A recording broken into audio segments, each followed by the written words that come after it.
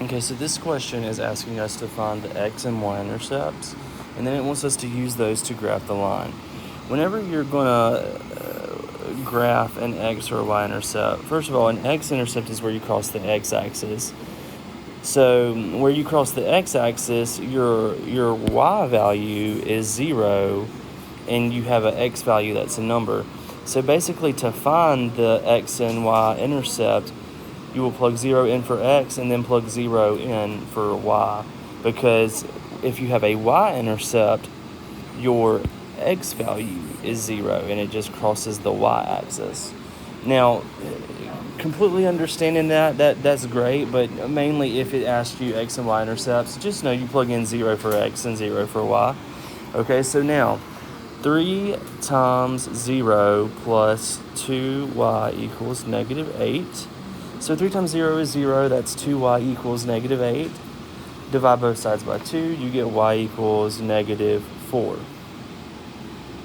This is your y-intercept, right there, 0, negative 4.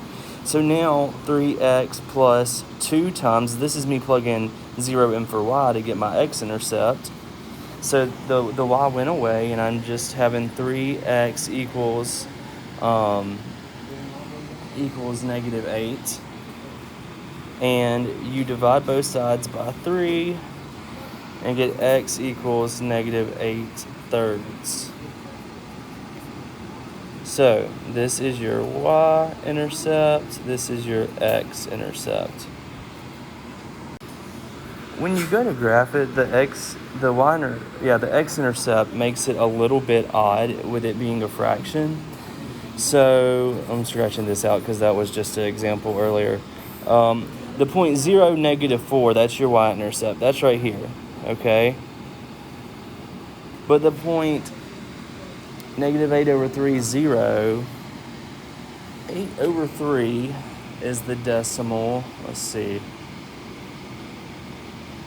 8 divided by 3 is 2.6 repeating. So negative 2.6 repeating. That means I need to go to, on the x-axis, I don't need to go to negative 2. I don't need to go to negative 3. But I need to go somewhere. Yes, I need to go, and honestly, it needs to be closer to negative 3 if it's 2.6 than it is to negative 2. So I'm going to just say right here. And there's our line.